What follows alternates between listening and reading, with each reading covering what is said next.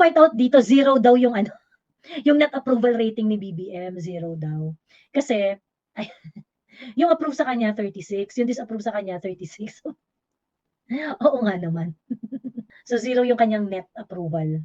This is important kasi dito ano na to eh, part na nito yung impeachment, yung confidential fund hearing, yung sa Quadcom, kasama na to eh. 'Di ba? Kasama na to na factor in na yun dito sa survey na to. Ayun. But still, Inday Sara is the most trusted, most approved, public official. So, hindi, give up na kayo, hindi nyo kaya si Inday. Mauubos ang pera niyan lahat, pero hindi na kaya si Inday. Umikot na yung mga pipidat lahat, inubos yung pera ng bayan, pero, bumaba si Inday, pero mas mababa pa din sila. 13, si Tambalos, alam mo, ito yung sinasabing kahit bilhin mo yung pag-ibig, pag hindi ka mahal ng tao, hindi ka mamahalin. Ito mga Supreme Court Justice na hindi natin kilala, mas mag-asa tayo ngayon. Na hindi nagpapabigay ng ayuda or whatsoever. Tahimik lang sa gilid, tapos yung trust rating kasi kitang balos doon. Gas mundo, no? 25 to 17. Oo, totoo. Tama. Buti pinaitout mo yan, Mami Laika.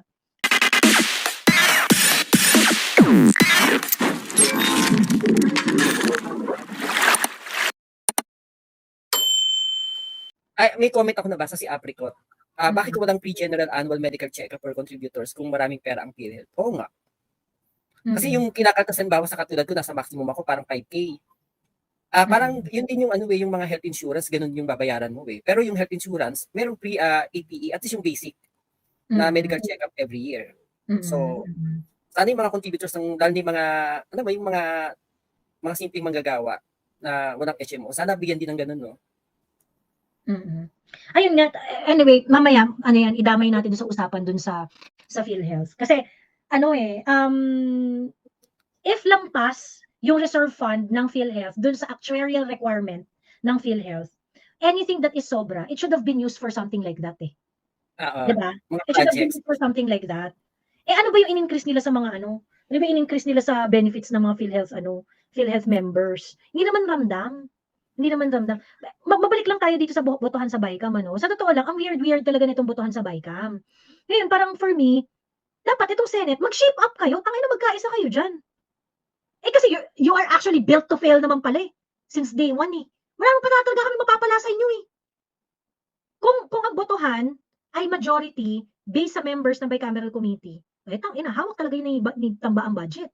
That is the most potent evidence ng budget natin, hawak talaga ng House of Representatives.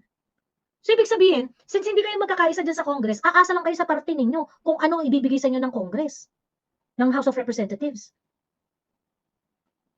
So,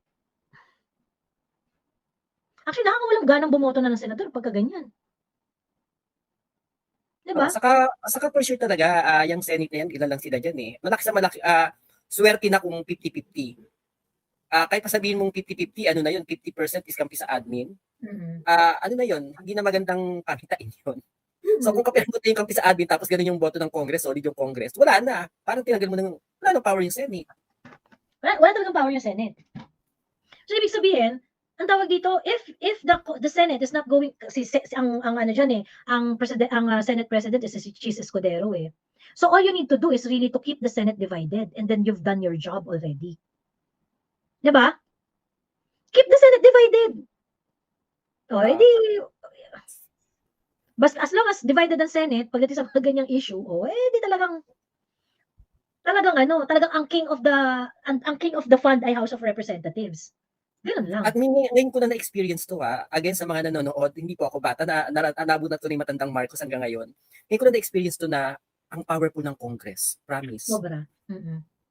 Kasi na-figure out ni Martin Romualdez yung unity in the plenary. Na napaka-powerful mo pagka na-unify mo ang tao, ang mga kongresista sa plenaryo. Kasi nung time ni Pinoy, even nung time ni GMA, may pagka-unity rin yung Congress, pero makikita mo naman nababalance out ng Senado. And even yung Congress, hindi solid yung Congress. Walang Congress na ganito ka-solid. Oo. Yung mga solid na mukhang mga goons, kakaloka yung mga takbo ng utak mo, parang ano na lang yung mga lumalabas na bunganga. Pagkatapos, itong mga senators, dahil sila ay concerned, kasi binoboto sila at large eh. So ngayon concerned sila sa public image nila. Kasi they have to get votes from different part of the Philippines eh. So yan, hindi mo yan mai-expect na magtatanga-tangahan na kagaya ng mga kongresista. Eh yung mga kongresista, afford nilang magtanga-tangahan, afford nilang mag-unggoy-ungguyan. Kasi as long as secured nila yung distrito nila, it doesn't matter, there is no consequence for them. 'Di ba? There's no consequence for them. Ngayon kung kunwari, ayan, si Risa Ontiveros, kapag merong ginawa si Risa Ontiveros na hindi papaboran ng public, expect mo talaga merong effect yun sa boto ni Risa Ontiveros pagdating ng eleksyon. Amy Marcos is actually getting a lot of flack kasi parang ano ba talaga bang against ka dito or hindi ka against dito or ano ba talaga parte ka ba ng kinembot or whatever ganyan. Kapag meron silang ginawa at hindi ito gusto ng national voters, there's really going to be a huge consequence doon sa mga senador. So ngayon, yung mga senador, ang pipiliin na lang nila, manahimik na lang sila. Kaya daw si Risa hindi pumirma pero tahimik. Oo. Sa mga hindi pumirma, ang pumalag lang si Coco. Si Bato saka si... Di ba to? Tsaka si Bongo. Ano na yun, given na yan eh. Pero yung iba na mga hindi mo inaasahan, si Coco lang. Yung ibang hindi pumirma, like si Risa, tahimik lang siya. Di ba makuda siya? Ba't hindi siya kumukuda? Ba't hindi pinagtatanggol yung reason niya? Ba't hindi siya pumirma? Diba? Correct. Kunwari si Risa, alam naman natin kung ano yung magiging behavior niya eh, di ba? Parang hindi naman siya eh. Ma'am Joey, may press ko ng PDP ngayon. Sabi niya, teka nga, PDP.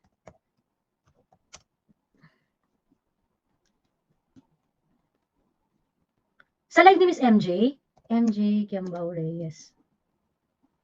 Wala, saan yung Wala naman.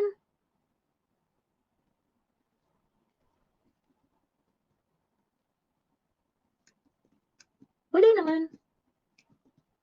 Naka-live si Miss MJ? Hindi, wala. Ay, nandito ako. Kanina pa yung live niya. Teka lang, baka... Wala, hindi na siya live. Tapos na yung live. Alam mo, minaawa ko sa mga senador ngayon. Wala silang, parang yung limelight ngayon, nasa mga kongreso, tapos yung mga kongres pa na nasa limelight, yung mga hilacha katulad ni Kungkung. Nakakadiri, parang, pati sila Risa Ontiveros, ang bumoto dyan, buong Pilipinas, hindi mga probinsya lang. Mas may karapatan silang magkukuda ng kung ano-ano. Master Judea. PDP laban, press ko na.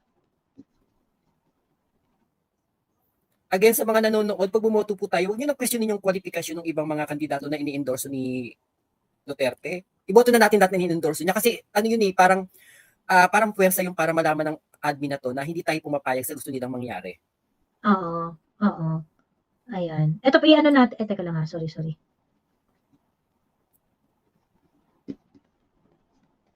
Ayan.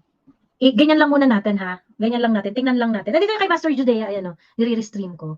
Ayan. Paano ba to? Actually, may ako dun sa lineup ng PDP. May mga hindi rin ako type eh. Pero, iboboto ko sila. Ako rin sa Facebook lang. Diyos ko po, parang hindi naman ko. Ayoko siyang gawing pageantry. Gusto kong isang para sa admin na to na shoota kayo. Kahit papatakbuhin ng ni Duterte si Mickey Mouse ang iboboto ko kumpara sa inyo. Sabi ko kahit kulugo yung itaas ng kamay ni PRRD, iboboto ko yun versus doon sa bata ni Bongbong eh. 'Di ba? Ayun lang. Anyway, sige pa, tingnan lang muna natin. Pero pag nagsalita si PRRD, pakinggan natin si PRRD. Pero in the meantime, ganyan na lang muna. Anuhin na lang muna natin. Ayan. Para makita lang natin yung ganap sa press ko ng PDP.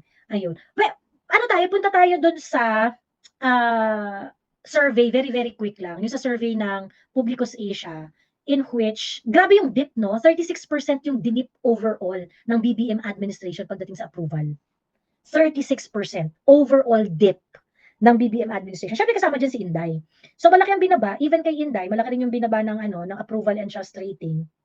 But despite that, si Inday pa rin ang number 1. Si Inday pa rin ang number 1 na most trusted, most approved public official. Okay. So what does this say? Hindi niya talaga magigiba si Inday.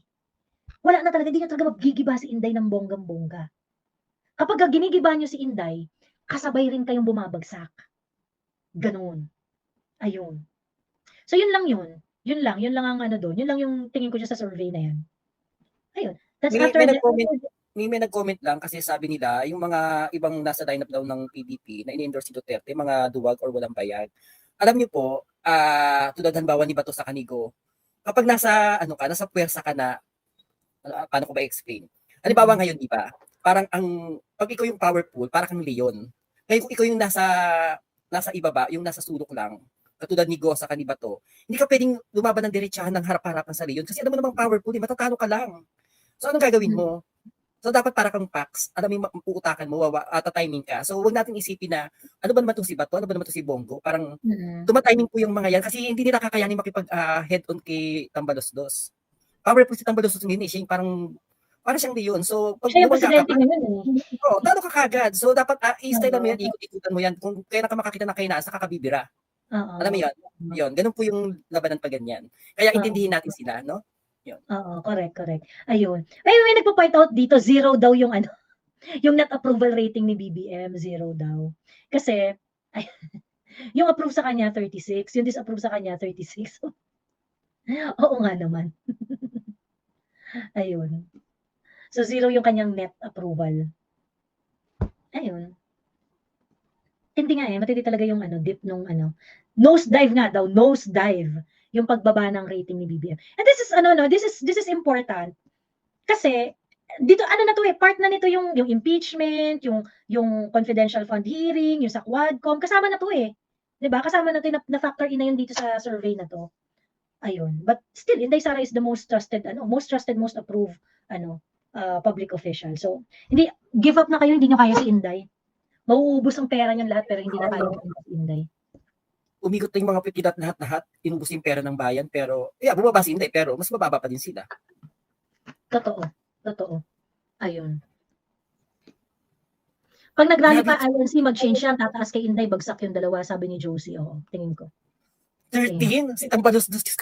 Alam mo, ito yung sinasabing kahit bilhin mo yung pag-ibig, pag hindi ka mahal ng tao, hindi ka mamahalin. Totoo. Trust 13, approval 20. Tanginang yan.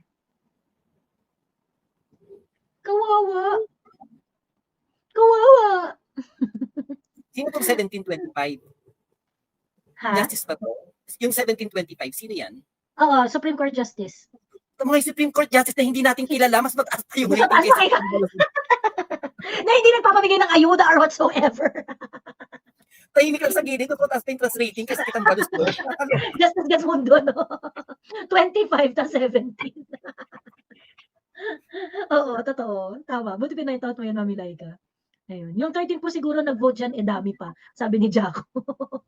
O di ngayon naka-receive ng 50,000. Tanginang tingog, meron pa ayuda, 50,000, worth 50,000 pesos. Putang ina. Saan nga ulit si Kimbo? Ha? Saan si Kimbo? Antipolo ba si Kimbo o Marikina? Marikina. Marikina. Teka lang, Marikina. saan may kakilala ko? Alam ko border siya ng Antipolo sa Marikina Ay, alam mo ba sa public school ngayon, sa DepEd, yung may mga public school na yung mga estudyante, na mga bata, nakakatanggap ng pamasko na tigo 1.5. Actually, isa sa mga issues, marami rin nagsasabi sa akin ang form daw na pinapapirmahan sa mga estudyante, tupad. Pero ang nagre-receive, mga estudyante. So, ibig sabihin, yung pera para sa programang tupad, yung tupad para yun doon sa mga nawalan ng trabaho. Hindi mo para sa mga estudyante yun para sa mga nawalan ng trabaho. Pero, ang beneficiary nila, mga estudyante. Siguro wala na silang mahanap. Kasi meron akong kaibigan na kamag-anak ko rin siya na alam mo yung tinamaan ng COVID, medyo hindi naganda yung buhay niya. Kasi yung mga anak niya lahat private school, nahirapan na siya. Napilit na siyang i-transfer sa public. This year na parang sabi ko, kawawa naman, sana ayudan ng ibang papatapos na. Sabi ko gano'n, sana tiniis mo na lang muna. Kasi ngayon nasaya nila kasi ito yung anak niya nakatanggap ng tigo 1.5. Pamasko. Buti yung mga anak ko may pamasko, sa patanga ko wala. Well, naloka lang ako, parang, sana bakit nung bata kami, walang ganun, public school din naman ako Oo. True. Ayun. Ako, sana i-audit yan. Ayan. Anyway, Z, meron kang gustong i-share before tayo lumipat sa PhilHealth issue? Dagdagan ko lang yung sa PhilHealth, no? Medyo mali talaga ang sistema dyan kasi papunta pa na tayo PhilHealth, pero PhilHealth sige. Sige, next ko na lang yan, no? Sa DepEd muna ako. Sa DepEd, hindi ako nangangamba dyan na sinasabi nila na nagagalit si BBM or nagtataka siya kung bakit binawasan. Sa akin, parang, kasi kunti lang nabawas that's around 12 billion, I think, or 10 billion. Ang sasabihin lang naman itang dyan kay President, Mr. President, huwag mo nang pakialaman yang sa DepEd. Kukunin na lang natin yan doon sa unprogrammed appropriations. So, hindi magagalaw. So ang sabi kasi din ni BBM, ni BBM sa parang in-interview siya kasi ang gara na gagawin daw ng paraan ni BBM kung paano maibalik yung 10 billion.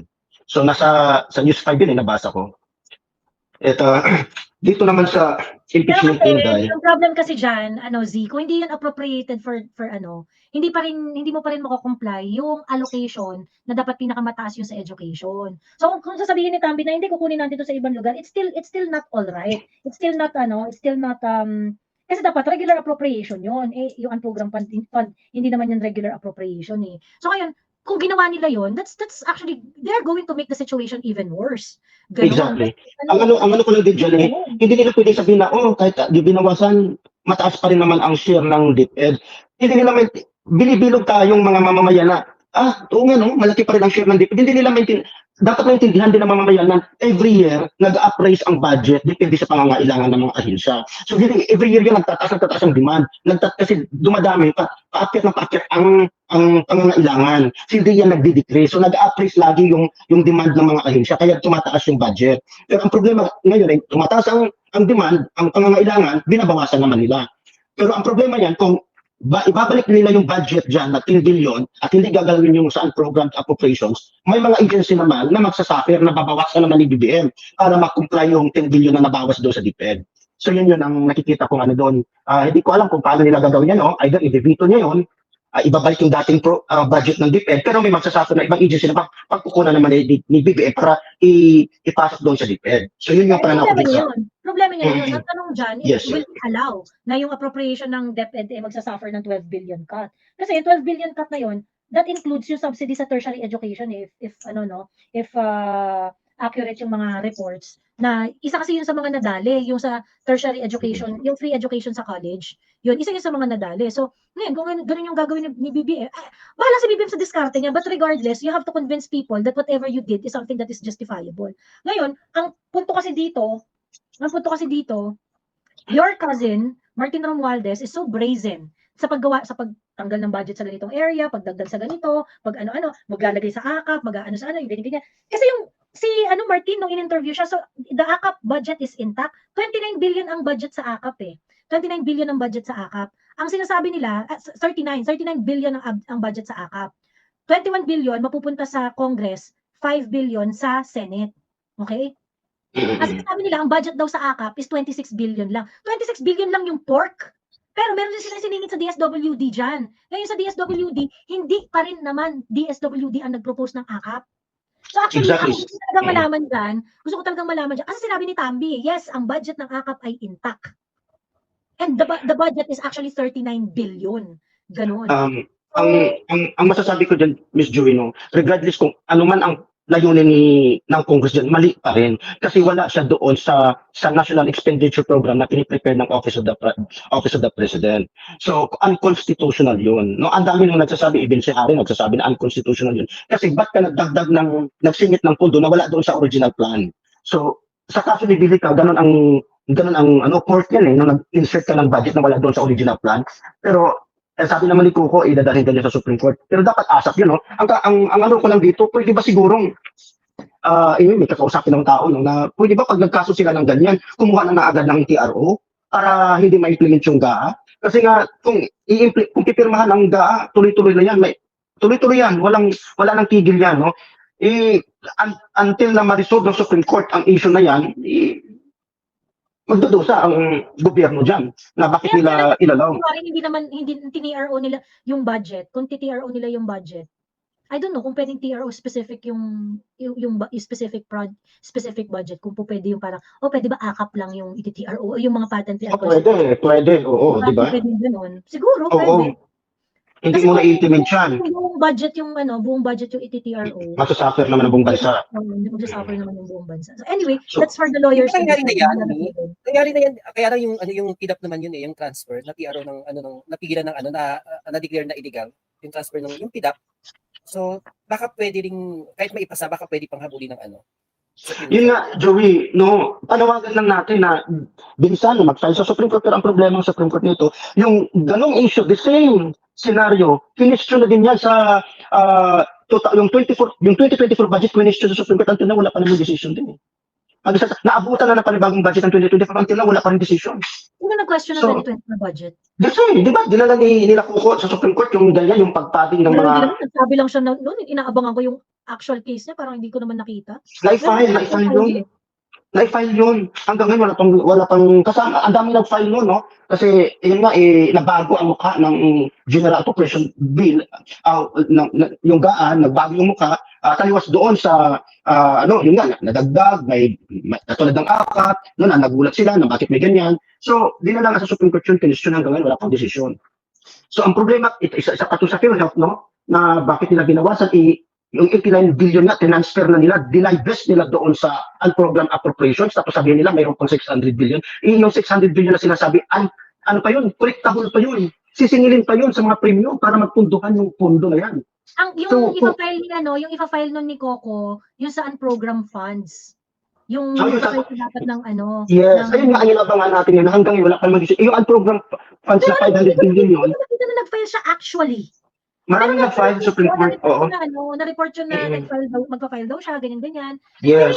Meron ba talagang actual na filing na nangyari? Na-file? Kasi alam ko maraming nag-file noon ng mga lawyers kasama si Coco. Siya lang ang na-mention na nag-file. Pero maraming mga, maraming mga tawag dito, mga petitioners na nag-file sa Supreme Court. Kini-question nga yung unprogrammed appropriations kasi lumubo siya ng lumubo. Kasi ang unprogrammed party siya sa GAA eh. Nung nakita nila, grabe na, sobrang lumubo na. Kaya, pero i-check ko muna yan. Kasi sinusubaybayan ko nag-file ba talaga siya. And wala akong nakita na actually nag-file siya actually. Actually, ang nangyari pa nga dyan, kasi January yan nangyari eh. Na-appoint siya sa ambassador.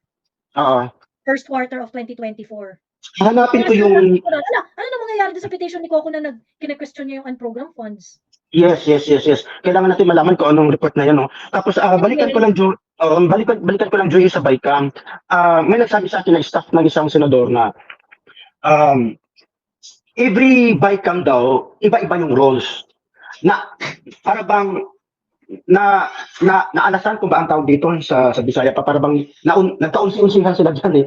Parang, ang ginawa kasi nila ngayon, majority win sa BICAM, no? Tama yung sinasabi mo kanina na 17 plus 17, 17 sa Senate, 17 sa House. So, kung majority ang pumirma, wala nang silbi yung iba dyan kasi hindi kayo pumirma, approve ng BICAM. Pero ang ano kasi dyan is, babalik pa kasi yan sa plenaryo sa every chamber para i-ratify. Magkakaroon pa ng ratification. Doon pa sila pipirma ang mga senador. Yung mga senador na napirma, pwede pilang bawiin. Yung mga hindi pipirma, doon sila pipirma. Magkakaroon pa ng ratification sa plenaryo. Bago pa talaga yan magiging buo. Kasi ibabalik pa yan doon sa bago pupunta sa presidente.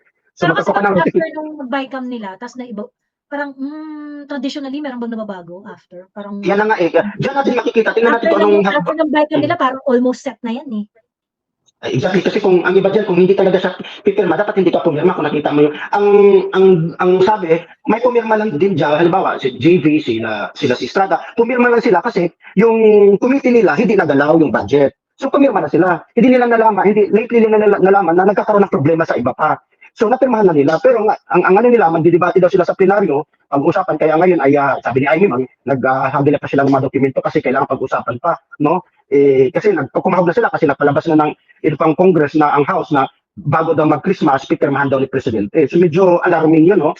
Na gano'n nakabilis. At saka, nagiging rubber stamp na talaga ang mga senador dyan. So parang ang sinasabi, may mga pumirma na senador kasi ang pinirmahan lang nila, ang nakita lang nila is yung portion nila na para sa kanila is okay naman. Oo, kasi feeling nila na okay na kasi yung committee ko. Yung topic sa BICAM, yun lang yung mga provisions na hindi agree na magkaiba yung Congress at yung Senate. Yun lang yung mga nandoon. So kaya si Mig Zubiri, yung sinasabi niya, dito yung sinasabi niya, ay hindi ko alam yung sa education, yung ganyan, hindi ko nakita yun. Kasi hindi siya agenda dun sa BICAM. At saka, ang sinabi din totoo yun yung BICAM ngayon, opening and closing lang. Pero doon sa deliberation, wala talaga kami. Ang nandoon lang sa BICAM na present, ang speaker, at ang chairman ng APRO, sa Senate naman, ang Senate President, at saka yung Finance Committee Chairman na si Grace po. So sila yung nagdi-deliberate, sila yung nag-uusap the whole period ng BICAM conference. Pero ang ibang senador, at ibang congressman, present lang sila doon sa opening at saka sa closing. Yun ang sinabi nila yun ang sinabi ng iba sila. Tinan mo, di interview ni Zubiri na walang alam. Pero Oo. ano, no, regardless, no, kasi parang ang ano diyan, hindi kayo po pwedeng walang alam. Kaya nga kayo inelect ng mga tao para bantayan niyo yung pera namin ng utang na yun. So ngayon, tapos ay hindi ka, kasi ganito yung process, ganito yung kineme. Why don't you change the process to make it more transparent? Di ba, Nautakan Eric? sila. Ikaw, Nautakan. hindi ka nag-iiyak sa transparency about that budget. Pera ng bayan yung pinag-uusapan natin dyan. Ikaw kuda ng kuda tungkol sa transparency sa confidential fund ni Inday. Di ba? Exactly. Ang ano din kasi, wala na parang, minumoro-moro kasi tayo ng ano, ng 19th Congress. Mula Ay, din sa nagtataka ako kasi hanggang sa Senado, minumoro-moro nyo kami. nagtataka ako. Akala ko ba ang bike mo ang pag-usapan din yung mga pondo na hindi nag-agree ang Senate at ang Congress. Kasi kung nag-agree naman perhaps yung dalawa, so ba't pa pag-uusapan? So labas na sa usapan yon. Kaya na pag-didiskusyon, ang i-diskusyon na lang is yung hindi sila Sila magkasundo. yung provision. Pero bakit anong nangyari si yung mga pumirma? So parang biglang nag-agree na lang sila, ganon? Ang problema kasi, wala sila, sa opening lang sila nandoon at saka sa closing. Yung conference mismo sa gitna, parang first day and last day lang sila nagkita, ang mga membro. So, Kasi budget for next year yung usapan. Nag-report pa sila ng BICAM kung hindi sila mag-scrutinize. Oo. ewan ko mga ingot. Pero ito, Julia, may bugwi tayo. May sasabihin ako sa iyo. Ang may bugwi tayo from Congress na sa impeachment daw, itingnan natin to sa Wednesday. Kasi may nagbulong sa atin na ang gagawin daw, kasi walang nakuha ang signatures. Ang gagawin, magpapatawag daw sa plenaryo ng final session bago mag-break si Speaker at mag-viva voce. Yun ang ginawa sa panahon ni ERAP noong nag-preside si Speaker Villar. Kadamihan ng boses. Kasi walang pipirma, kasi takot sila makita ang pirma nila. Ang gagawin na lang daw, mag-viva voce, kadamihan for yes and nays. For those who are in favor, say yes. For those who are not in favor, say nays. Yes and nays, paramihan ng boses. Viva voce ang gagawin. So yan ang babantayan. So kung hindi man daw sa Wednesday, baka sa opening ng session ng January. Eh di panalo na Ano sila, po? boses pa lang ni Martin eh, ano to ha? Tinatawan parang si roll call yan, Mami Laika. Parang call. Tapos i-enter para kung yay ka or nay ka. Kung I ka or nay. Ayun. Viva voce ang gagawin, ayaw nilang pumirma. So, yun ang kahit ano naman, kahit ayaw na pumirma, ika-count din naman sila doon sa yes and no. So, malalaman din ng tao. At titingnan natin to kasi nung panahon ni Rap, nung titingnan mo yung sa YouTube, yes and nays lang. Yung bang sasabihin lang ko, sinong favor si ay. For those who did not in favor, si no. Paramihan na ng boses. So yun ang babantayan ng Viva Voce na lang daw ang gagawin. So yun. Wala naman siyang difference kung pumirma sila o hindi. Mara-record pa rin naman yung vote nila. They cannot evade that. So malalaman natin yun. Pero bilib ako doon sa nagkalat na kasi darkness kasi regardless captured yun sa minutes eh. Tama. Yung pirmahan nga lang sa Senado sa Biden nagkalat. Yan or kung pipirma sila or whatever, ganun. Walang pagkakaiba. Mare-record yun sa official minutes. At the end of the day, mare-record yung vote nila. They cannot evade that process kasi it doesn't make a difference. In fact, baka nga mas pa nga sa kanila, baka nga mas detrimental pa sa kanilang mag-viva voce kasi makita pa mukha nila. Hindi. So, pag nag-viva voce sila, dapat naka-televise to, hindi pwedeng naka-close door. Okay, sa plenaryo. Viva voice ito eh. So, dapat public to. Public na proseso to, hindi to pwedeng naka-close door. Oo. Ayun, mismo. Nene Ayag, negative possibility. Si VP Inday na din po nagsabi na parang wala ng batas pero di siya pinaghihinaan. Sabi nga niya laban, dapat wag din tayo hinaan. Kailangan din tayo ni VP kaya kailangan din ng support natin ni VP, sabi ni Eric. Advice nila yung cameraman na wag sila i-capture. Alam mo, may delikado to para sa kanila. Tanga-tanga sila, di sila nag-iisip. Kasi Viva Voice ito, dapat to naka-televise at dapat talaga Pag ito hindi may magandang kalabasan, pag-udyok to ng, alam mo yung nangyari kay Erap, di ba yung envelope noon? Oo. Pupunta sila sa pupunta sila sa plenary nakamas. Pero this time, pabor kay Sara. Alam mo, this time pabor kay Sara, kapag na-inis yung mga tao sa kanila, kosto para magpunta ng kalsada yung mga tao, pagdapit ko sa kagaguhan nila. Kasi obvious naman na parang parang pilit na stretch na gusto nyo ng impeach si Sara. Grabe talaga itong... Anyway, punta na tayo dito sa sa PhilHealth issue. Ilatag ko lang yung issue dito sa PhilHealth. Kasi, basically, ang ginawa nila is that zinero out nila yung budget sa PhilHealth. So wala nang subsidy ang PhilHealth. They want PhilHealth to operate on based on its own based on its own funding, which is actually coming from the premium paid by the PhilHealth members. Ngayon, ang mga reaction was that bakit nyo zinero ang allocation sa PhilHealth? Ang tawag dito, share ng gobyerno yan pagdating sa responsibility sa public healthcare. Kasi, totoo naman ito dahil yung Universal Health Act, Universal Healthcare, ginawa niya ng member ang lahat ng Pilipino ng PhilHealth. So, ibig sabihin, lahat ay entitled ng magka-PhilHealth. Ngayon, meron tayong mga special laws na kung saan mandatory na magiging part ng National Health Insurance Program ang solo parent, ang senior citizen, ang mga beneficiary ng 4Ps, and other things. Pero yan yung pinaka-prominent na batas, yung sa 4Ps, yung solo parent, at saka yung, mga senior citizen. So itong mga to, kahit hindi ito nagbabayad ng premium, they will get all the benefits of a PhilHealth member. Okay? They will get the benefits of all PhilHealth members. Okay? So ngayon, hindi sila nagbigay ng pera sa PhilHealth. Bakit? Kasi ang sinasabi nila ay meron naman daw 600 billion na reserve fund ang PhilHealth. Okay? Meron 600 billion pesos na pera ang PhilHealth. So ibig sabihin, kaya niyong mag-operate despite no subsidy. Okay? Despite no subsidy.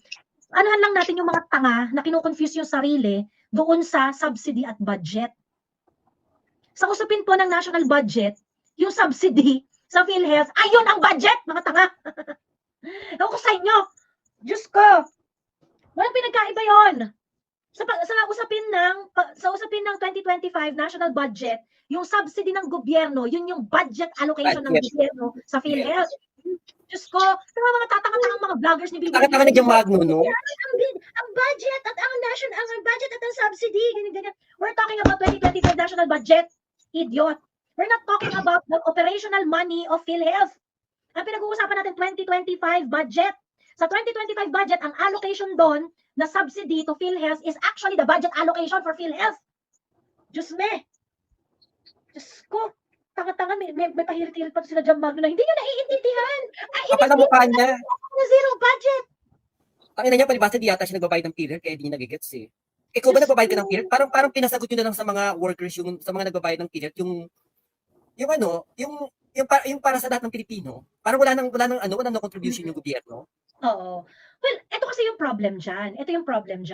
Ang tingin ko kasi dito, sinindikato talaga nila tong PhilHealth. Okay? Sinindikato talaga nila tong PhilHealth. Kasi ang ginawa nila, they put a very, very incompetent CEO and President of PhilHealth na walang ginawa kundi magaling mangolekta. Okay? In-apply na kasi nila yung scheduled increase ng PhilHealth premium contribution noong 2023, January 2023. So ang laki na itinaas. Sinusulatan nyo pa yung mga OFW na hindi nagbibigay ng PhilHealth contribution nila at sinasabi nyo na eto na po ang PhilHealth contribution ninyo. Ginalingan yung mangolekta ng premium ng bonggang-bongga para sa PhilHealth noong 2023. Dinagkamal kayo ng maraming pera. Pero hindi nyo sinabayan ng mga rollout ng additional benefits. Okay? Hindi nyo sinabayan ng rollout ng additional benefits. Ngayon, dahil inefficient, itong CEO and President ng PhilHealth, sabi nyo, wow, ang daming pera ng PhilHealth. Hindi nyo ginagastos. And so, what this government is doing, what the Congress is doing, since ang dami yung pera, hindi namin kayo a-allocatean dyan. And in fact, since ang dami yung pera at nakatenga yung public funds na yan, kukunin na lang namin yan. Nakita niyo yung ginawa nila? Ginawa nilang cash cow yung PhilHealth. Ginawa nilang cash cow yung PhilHealth. Nagkolekta ng pera from PhilHealth. Wala silang significant rollout ng additional benefits para sa mga members. Pagkatapos, dahil inefficient yung presidente, hindi nagalawang pera, ay wala kayong pera, hindi ko kayo bibigyan. And on top of that, kukunin namin ng 90 billion pesos ninyo.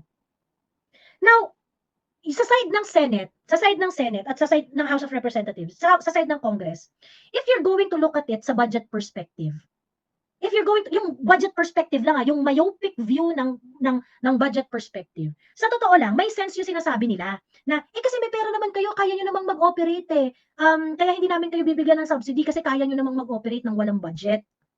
Okay. And this is when we have a huge problem. Okay? Kasi, by removing the money, the subsidy from the government para sa PhilHealth, sinasabi nyo lang sa PhilHealth na, oy PhilHealth, hayaan nyo ang mga contributors ang magsalo ng lahat ng responsibilidad para sa public healthcare. So, ibig sabihin, kasi ang sinasabi nito nila Grace po, at saka nila Chis Escudero, it is a punishment for PhilHealth. Kasi kasalanan nila na hindi sila hindi nila ine-expand ang tawag dito, ang mga benefits ng mga PhilHealth members. Yun yung sinasabi nila dyan Well, removing the subsidy that is an obligation of the national government in the first place is not a punishment to PhilHealth. It is a punishment to the premium paying citizens. It is a punishment. Correct, abnormal talaga. Abnormal. At yung nagsabing punishment si Grace po, tangina mo Grace po. Sana hilahin ka ng ditakin sa hukay.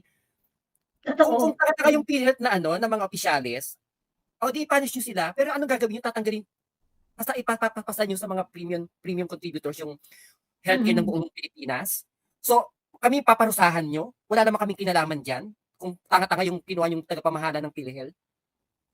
True. Correct. Ngayon, if you want to punish PhilHealth, you have to check their operations. Why are you holding so much money and yet yung rollout ninyo ng benefit para sa mga PhilHealth members ay hindi nararamdaman? I mean, sa TikTok nga 760 pesos yung kinakaltas doon sa sweldo niya monthly for PhilHealth.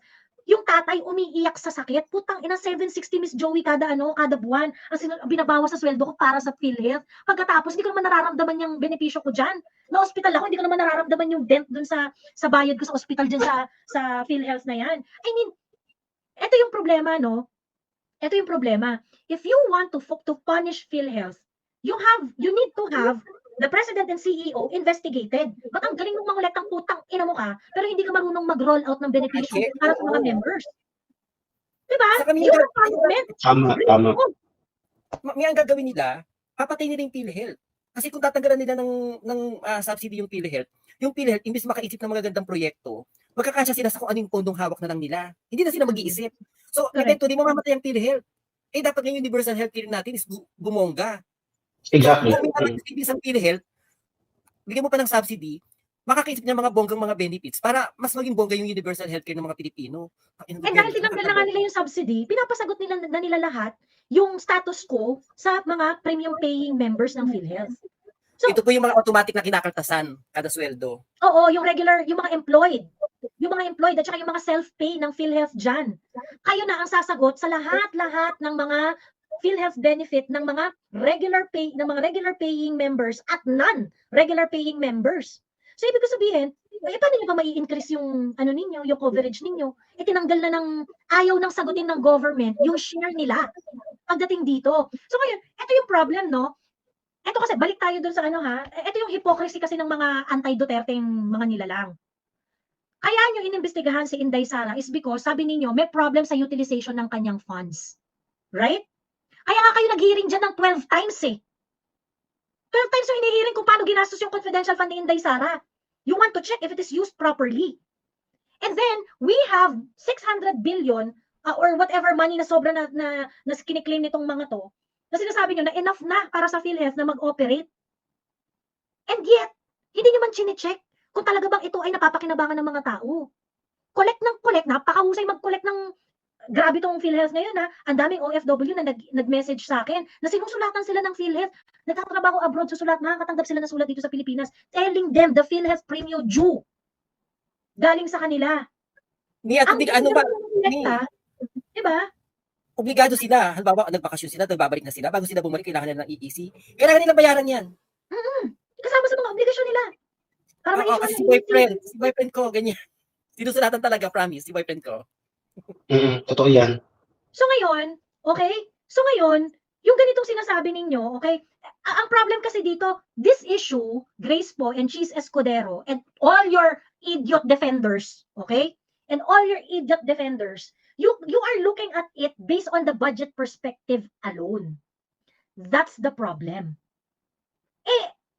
Ang issue ng PhilHealth, kinuha na nyo na ng 90 billion yan.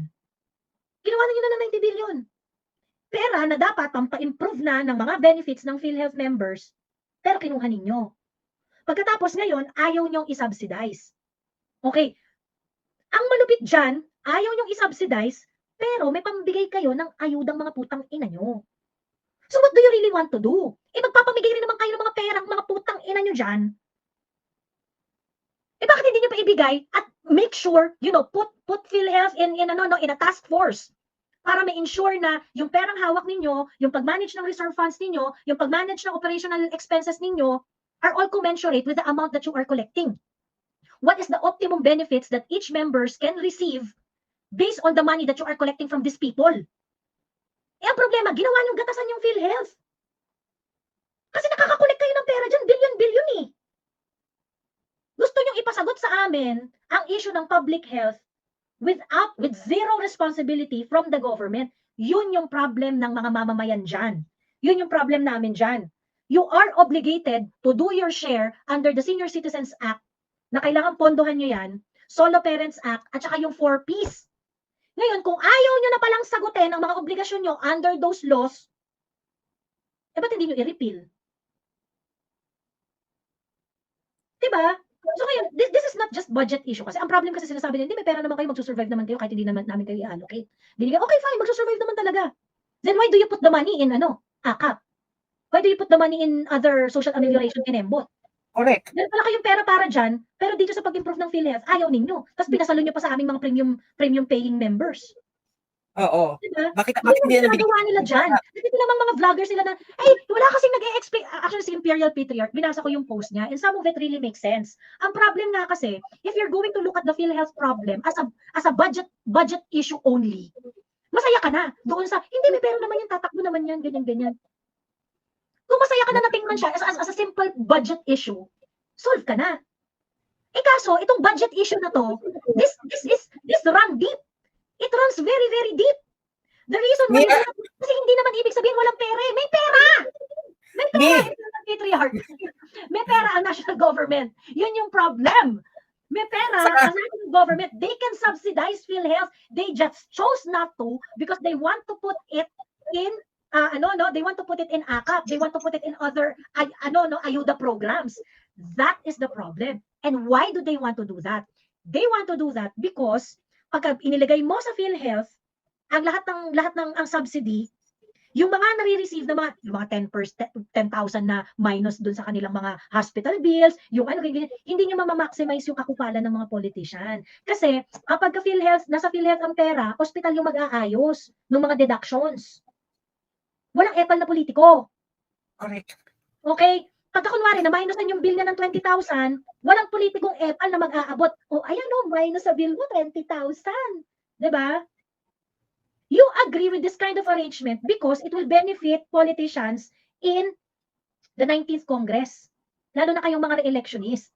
You're going to have access to the AKAP and other money na pinaglagyan ng mga ayuda na yan, na instead of giving it to PhilHealth, kinuha ninyo kasi diyan makaka-epal kayo. Kayo makakapag-abot ng 5,000 dun sa beneficiary. Pagka kasi pinili nating PhilHealth yan, kaya tama yung observation ni General Bato dito ni Senator Bato. Hindi niyo nilagyan yung PhilHealth, pero nilagyan niyo yung AKAP. This is not about putting money in a more prudent use.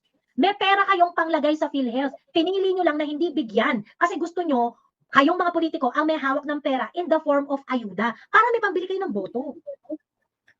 Nakakaloka. Ang hindi nila pinasabihin, ikaw PhilHealth, may pera ka pa naman. Makakasurvive ka kahit wala kang kahit hindi ka bigyan ng subsidy ng government for 2025. Putang ina nyo, hindi pera ng PhilHealth, yung pera ng taong bayan yun. Tapos yung papasagot nyo na sa working class yung healthcare ng buong Pilipinas, tinataksyo pa kami para ipambigay naman sa AKAP ninyo. Pukin ang kinakakapan ng mukha nyo. Correct, oo. Alam mo yung doble-gisado ka, pag yung manggagawang Pilipino ka, doble-gisado ka. Sagot mo na yung healthcare ng buong mundo, ay ng buong Pilipinas, tapos kakuna ka pa ng tax para ipamimigay naman sa ayuda nila, pampapogi nila. O di, ano ka pa? True. Another point, you cannot rely on the reserve funds. Okay? You cannot rely on the reserve funds. Hindi niyo po pwedeng sabihin na malaki ang reserve funds niyo, so you are all good. Okay? Kasi po, merong requirement ang PhilHealth na mag-maintain ng 2 years worth na merong ano yan, actuarial requirement. Okay? Merong actuarial requirement. You know, it is an insurance. Okay? When you say it is an insurance, ibig sabihin, lahat ng magbe-benefit dyan have to carry the burden. Okay? Kasi sino ba yung magka-carry ng burden ng solo parent, senior citizen, at saka ano, government yun, di ba? Pero ang ginawa ng gobyerno ngayon, in-excuse niya yung sarili niya. Ay, ayaw kong i-carry yung burden.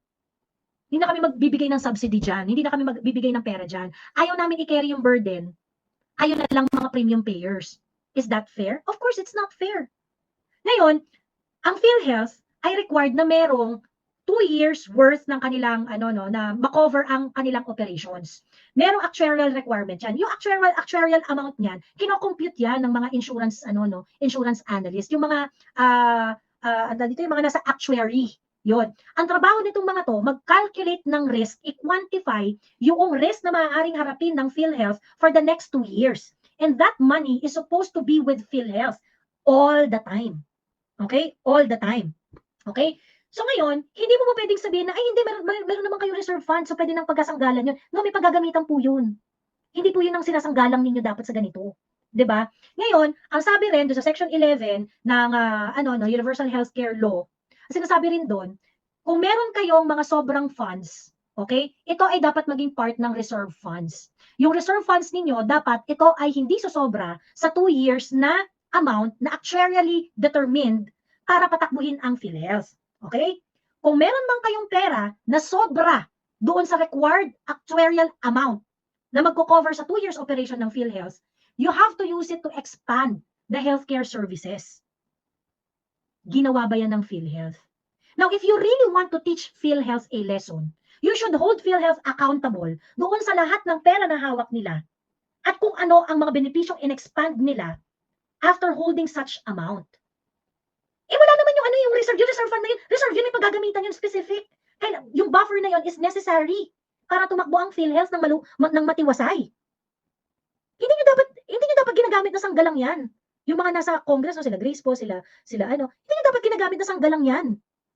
You know, we experience a pandemic, a really, really huge, huge public health care issue. What if it happens again? Hindi natin alam. Eh pagkatapos tayo, sinasanggalang nyo yung PhilHealth, hindi malaki naman yung reserve funds nyo, okay na yan.